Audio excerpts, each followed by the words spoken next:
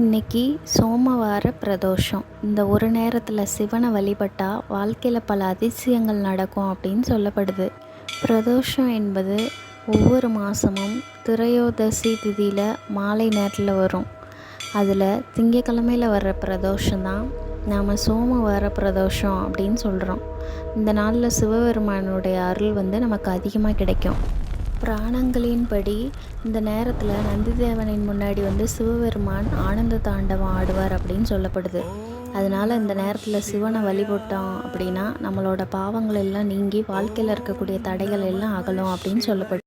இந்த நாளில் முதல்ல நந்திதேவனின் காதில் உங்களோட வேண்டுதலை எல்லாத்தையும் சொல்லுங்கள். அதுக்கப்புறம் சிவபெருமானுக்கு பாலபிஷேகம் பண்ணி வில்வ இலை வச்சு அபிஷேகம் பண்ணி ஓம் நமச்சிவாயா அப்படின்னு சொல்லுங்கள். உங்களோட குறைகள் எல்லாம் சீக்கிரமாக தீந்துடும்.